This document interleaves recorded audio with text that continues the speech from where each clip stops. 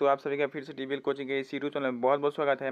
जैसा कि दोस्तों आपने थंबनेल देखा ही होगा। जी हाँ दोस्तों, इस वीडियो में हम लोग बिहार आईटीआई तथा बिहार पॉलिटेक्निक पैरामेडिकल में जो एग्जाम के व्यू से जो जीके महत्वपूर्ण होते हैं उससे रिलेटेड कुछ महत्वपूर्ण जीके को लेके आए हैं इस वीडियो में।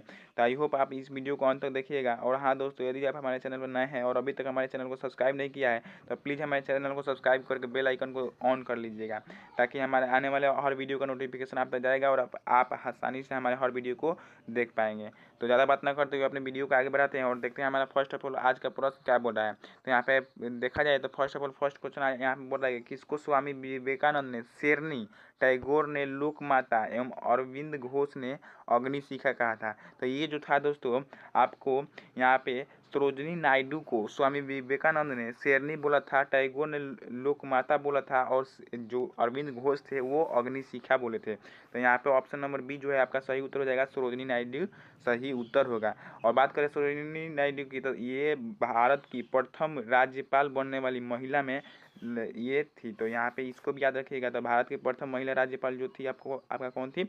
सरोजिनी नायडू थी। तो इस प्रकार इसको भी याद रखिएगा। तो आई होप ये आप समझ गए होंगे। बढ़ते हैं अपने अगले प्रश्न की तरफ। तो अगला प्रश्न आप स्क्रीन पे देख सकते हैं। बोल रहा है कि किसको मदर ऑफ इंडियन रिवोल्यूशन कहा जाता है। तो मदर ऑफ इंडियन रिवोल्यूशन जो है आपका मैडम भिखाजी कामा को कहा जाता है। यहाँ पे ऑप्शन नंबर बी जो है आपका मैडम भिखाजी कामा यहाँ पे नहीं दिया है, थोड़ा सा मिस प्रिंट हुआ है, तो इसके लिए हम माफ़ी चाहते हैं। तो यहाँ पर मैडम भिखाजी कामा जो है आपका सही उत्तर हो जाएगा। ऑप्शन नंबर बी ही आपको राइट आंसर पिक करना है। तो आई होप ये आप समझ गए होंगे। बढ़ते हैं अपने अगले प्रश्न की तरफ। तो अगला प्रश्न आप स्क्रीन पे देख सकते हैं। बोल रहा है कि दिल्ली सल्तनत में इक्ता प्रणाली का प्रारंभ किसने किया था। दिल्ली सल्तनत में इक्ता प्रणाली का प्रारंभ जो किया गया था वो आपका इल्तुतमिश द्वारा किया था, जो कि ऑप्शन नंबर बी में दिया हुआ है, इसलिए आपका ऑप्शन नंबर बी जो है आपका सही उत्तर हो जाएगा। तो आई होप ये भी आप समझ गए होंगे। बढ़ते हैं अपने अगले प्रश्न की तरफ। तो अगला प्रश्न आप स्क्रीन पे देख सकते हैं। बोल रहा है कि भारत का सबसे बड़ा कंक्रीट बांध नागार्जुन बांध जो है आपका आप किस नदी पे है। तो नागार्जुन बांध की बात करें तो हमने पहले ही बताया था, नागा अर्जुन, अर्जुन किससे संबंधित है? कृष्ण से, यानी कृष्ण जो थे अर्जुन के सारथी थे। तो यहाँ पे इस प्रकार इसको याद रख सकते हैं। क्या नागार्जुन किस नदी पे है? कृष्णा नदी पे है। तो इसलिए आपका ऑप्शन नंबर ए जो है आपका सही उत्तर हो जाएगा। तो आई होप ये भी आप समझ गए होंगे। बढ़ते हैं अपने अगले प्रश्न की तरफ। तो अगला प्रश्न आप स्क्रीन पे देख सकते हैं। बोल रहा है कि सिनेबार किसका यस्क है। तो सिनेबार जो है आपका पारा का यस्क है। बात करें इसके सूत्र की, का इस सूत्र जो होता है MgO होता है। सिनेबार का सूत्र क्या होता है? MgO होता है, जो कि O जो होता है आपका अयस्क के रूप में इससे ऐड रहता है। तो आई होप ये आप याद रखिएगा। सिनेबार जो है आपका पारा का अयस्क है। तो बढ़ते हैं अपने अगले प्रश्न की तरफ। अगला प्रश्न स्क्रीन पे देख सकते हैं। बोल रहा है कि जीवाणुओं को नष्ट करने के लिए निम्नलिखित में से किस गैस का प्रयोग किया जाता है। तो जीवाणुओं को नष्ट करने के लिए आपका गैस का प्रयोग किया जाता है, वो कौन सा है? आपका क्लोरीन गैस है। यानी कि जल वगैरह, जल को शुद्ध करने के लिए भी आपका क्लोरीन गैस ही का ही उपयोग किया जाता है, क्योंकि जल में भी जो होते हैं वो जीवाणु ही होते हैं। तो समुद्र, यदि आपसे पूछेगा कि समुद्र का पानी जो है उसको पीने लायक बनाने के लिए किस गैस का उपयोग किया जाता है। तो समुद्र के पानी में को पीने लायक बनाने के लिए आपका क्लोरीन गैस का उपयोग किया जाता है। यानी कि क्लोरीन को का प्रयोग करके उसका क्या किया जाता है? जीवाणुओं को नष्ट कर दिया जाता है, जिससे वो पीने लायक हो जाता है। और इस प्रक्रिया को जो बोलते हैं वो क्लोरीनीकरण बोलते हैं। तो आई होप ये आप सभी बातों को याद रखिएगा। बढ़ते हैं अपने अगले प्रश्न की तरफ। अगला प्रश्न आप स्क्रीन पे देख सकते हैं। बोल रहा है कि कहाँ काम करने वाले व्यक्तियों को ब्लैक लंग रोग हो जाता है। तो कहाँ काम करने वाले व्यक्तियों को ब्लैक लंग रोग होता है। तो बात करें ब्लैक लंग रोग की, तो ये जो है आपका कोयले के खान में जो व्यक्ति काम करते हैं उनमें अधिकतर ये रोग पाया जाता है। तो यहाँ पे कोयला खान जो आपका ऑप्शन नंबर डी सही उत्तर होगा, इसी को आपको पिक करना होगा।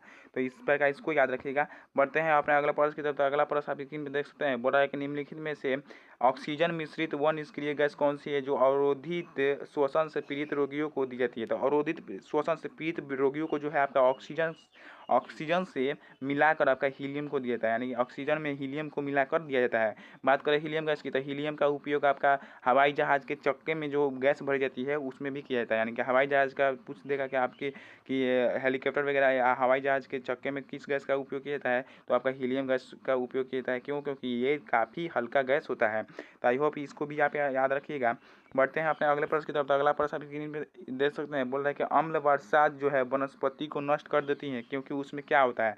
अम्ल वर्षा में आपका अधिकतर मात्रा में सल्फ्यूरिक अम्ल होता है, जिसका सूत्र जो है आपका H2SO4 होता है। क्या होता है? H2SO4 होता है।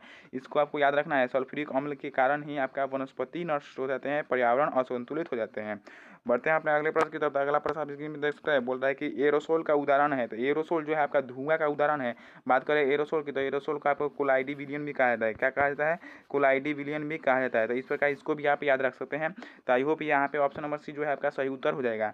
तो बढ़ते हैं अपने अगला प्रश्न की तरफ। अगला प्रश्न आप स्क्रीन में देख सकते हैं, बोल रहा है कि निम्नलिखित में से कौन सा ग्रह सूर्य के सबसे निकट यानी सबसे ज़्यादा निकट है? तो कौन सा ग्रह सूर्य के सबसे ज़्यादा निकट ग्रह है? तो वो आपका बुध हो जाएगा। आपको याद रखना है, हमने पहले भी इसको बताया है, वो भी पूरे कॉन्सेप्ट के साथ बताए थे। तो आई होप ये आप याद रखिएगा। बुध जो है आपका सबसे नज़दीक है, उसके बाद जो होता है वो शुक्र होता है, उसके बाद जो होता है पृथ्वी होता है, उसके बाद जो होता है आपका मंगल होता है, उसके बाद जो आपका आएगा बृहस्पति आएगा, उसके बाद जो है आता है वरुण आता है, उसके बाद वरुण आता है, उसके बाद प्लूटो आता है। तो आई होप ये आप सीरीज जो है याद रखिएगा।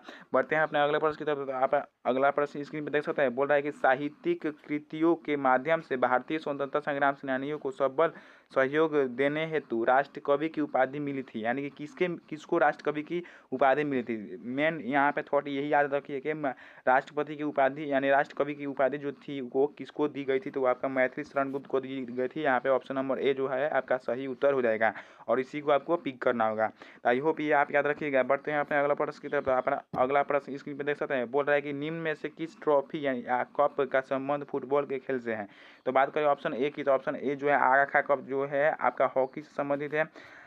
आगा खा कप हॉकी से संबंधित है। रणजी ट्रॉफी जो है आपका हॉकी और क्रिकेट दोनों में आता है। हॉकी और क्रिकेट जो है आपका दोनों में आ जाएगा। और उसके बाद विंबलडन जो है आपका टेनिस में आता है। किस में आता है दोस्तों? टेनिस में आता है। तो इसको याद रखिएगा। और मर्डेका कप जो है आपका फुटबॉल में आता है। इसलिए आपका ऑप्शन नंबर डी जो है आपका सही उत्तर हो जाएगा। इसी को आपको पिक करना होगा। तो आई होप ये आप याद रखिएगा।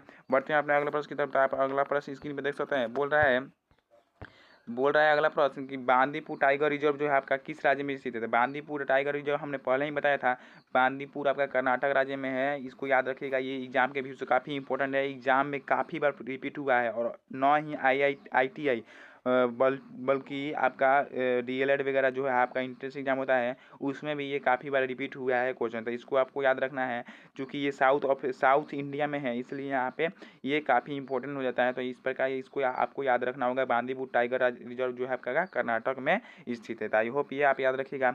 बढ़ते हैं अपने अगले प्रश्न और आज के लास्ट क्वेश्चन की। तो लास्ट क्वेश्चन आपका बोल रहा है कि कौन सा पुरस्कार वैकल्पिक नोबेल पुरस्कार के नाम से जाना जाता है? तो आपका राइट लिवलीहुड पुरस्कार जो है आपका वैकल्पिक नोबेल पुरस्कार के नाम से जाना जाता है। तो इसको आपको याद रखना होगा और ये आपका ऑप्शन ए नंबर ही जो है आपका सही उत्तर होगा। इसी को आपको पिक करना होगा।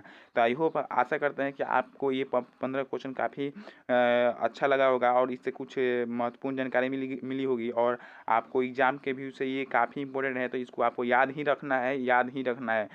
आप 2 बार देखें 3 बार देखें, किसी तरह भी आप इसको याद कर लीजिए, क्योंकि ये एग्जाम के व्यू से काफ़ी इंपॉर्टेंट है। हमने काफ़ी ढूंढ कर यहाँ पे क्वेश्चन को टाइप किया है। तो आई होप आप ये कीजिएगा। और हाँ दोस्तों, यदि आप हमारे चैनल पर नए हैं तो अभी तक हमारे चैनल को सब्सक्राइब नहीं किया है तो प्लीज़ हमारे चैनल को सब्सक्राइब करके बेल आइकन को ऑन कर लीजिएगा, ताकि हमारे आने वाले नोटिफिकेशन जो है आपका वीडियो का हमेशा आप तक सबसे पहले जाए और हमारे वीडियो को आप सबसे पहले देखें। तो आई होप ये कीजिएगा। ओके, मिलते हैं आप अगले वीडियो में। तो अब तक के जय हिंद, जय हिंद, जय हिंद।